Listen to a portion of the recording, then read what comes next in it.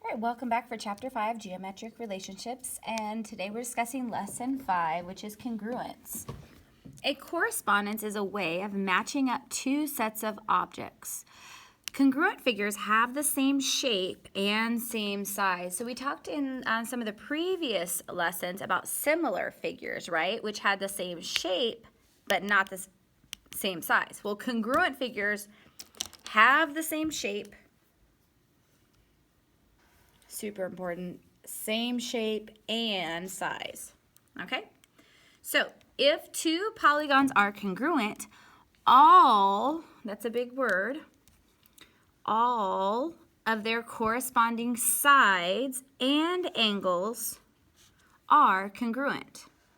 So we have two different triangles right here, and this statement says that triangle JKL is congruent to triangle J prime, K prime, and L prime. So because of this statement, we know that they have congruent corresponding angles and congruent corresponding sides. Now we can look at the picture, right, and kind of look at it, because whenever you have corresponding angles, you have these arc marks here. So there's one arc mark, and you see how there's two here? Two there and there. So this one means that J is congruent to J prime. So that's one of the corresponding angles, is that angle J is congruent to angle J prime. But there's another one because we have two arc marks. So these are congruent, but they're not congruent here, right? So we have angle L is congruent to angle L prime. And then lastly, we have three arc marks here, three here. So that means that angle K is congruent to angle K prime. So those are all the corresponding angles, just looking at the picture. But we also have corresponding sides, and we can tell that by the tick marks. So one tick mark here shows that KL, and I'm going to say line segment KL, is congruent to line segment K prime, L prime. Okay? And then we have another one right here, JK and J prime, K prime. JK is congruent to J prime, K prime. And then lastly, we have JL with three hash marks is congruent to J prime, L prime.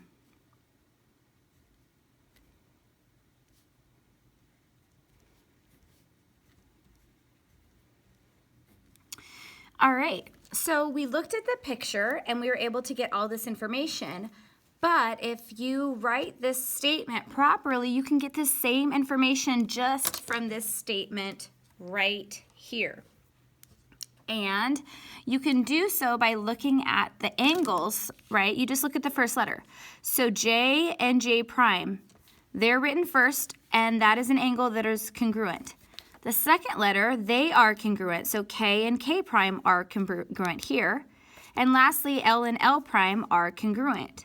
So I don't even have to see a picture. I can just see this statement, and I know all of the corresponding angles. And the same is true about the corresponding sides. So here, the first two letters, JK and J prime, K prime, those are two corresponding sides that are congruent.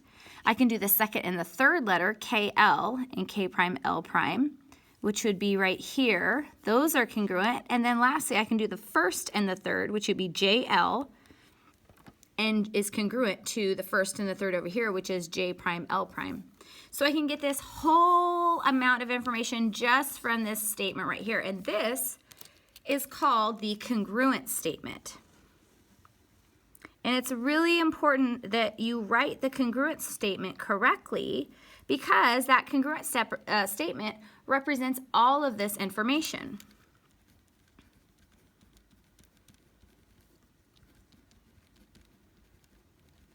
Okay, so let's go ahead and look at a couple examples. All right, so here we have A, right?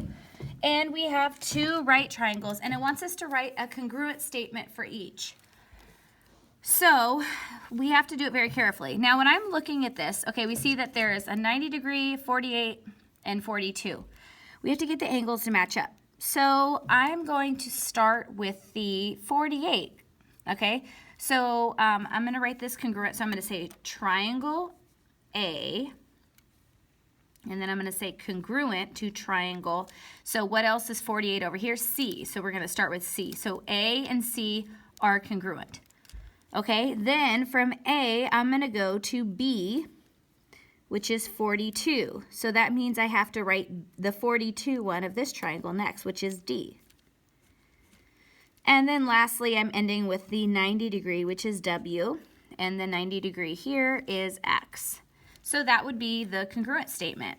Triangle ABW is congruent to triangle CDX. And then we could write these 6 pieces of information if we wanted to. But for right now, we're just writing this congruent statement. Okay, let's go ahead and look at this next one. So here, if you look, we have, let's see if these are congruent, right? We have 100, we have 88, 85, 87. We have 5, 15, 8, and 21. So we have congruent angles, we have congruent sides. These 4-sided figures, which are quadrilaterals, are congruent to each other. So now we just have to write that congruent statement. So I'm going to say quadrilateral. I'm just going to say quad for short. And I just need to pick an angle. So I'm going to start with 100, B. Quadrilateral B. And I'm going to leave some space and say congruent to quadrilateral, which is 100 over here, J. And then from 100, I'm going to go to 88, which is D.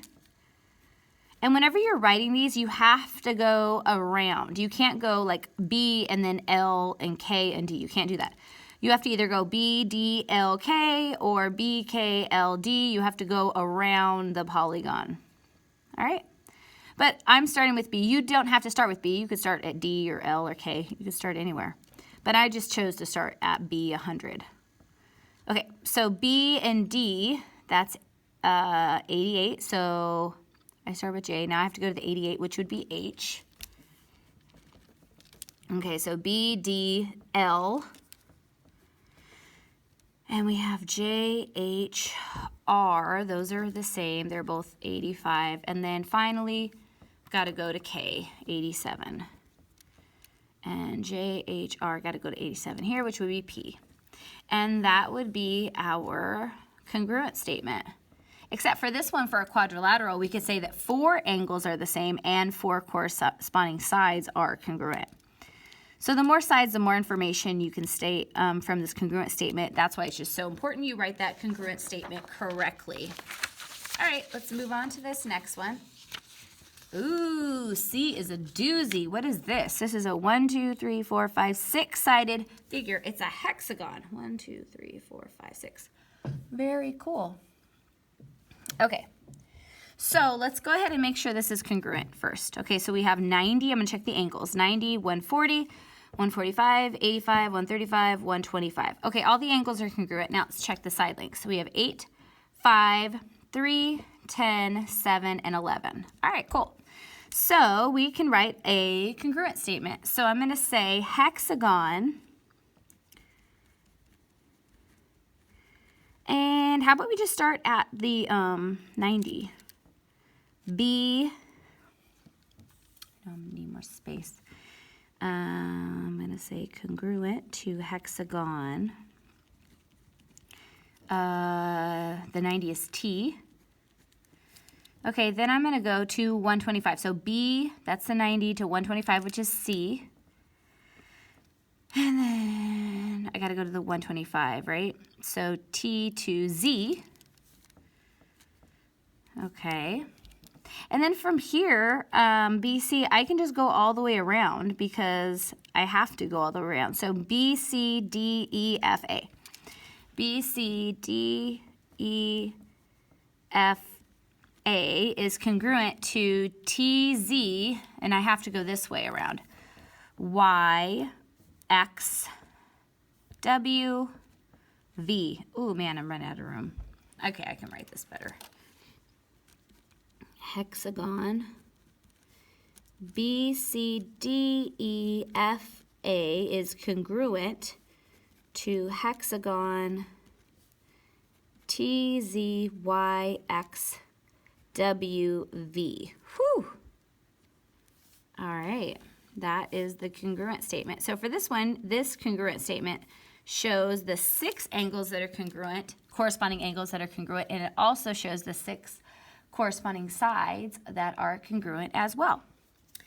Okay, now there's D and E, and I want you to go ahead and try those on your own. So here's my friend, the pause dragon, reminding you to pause your device, work out D and E, and when you get done, press play and we'll talk about it. All right, see you in a bit.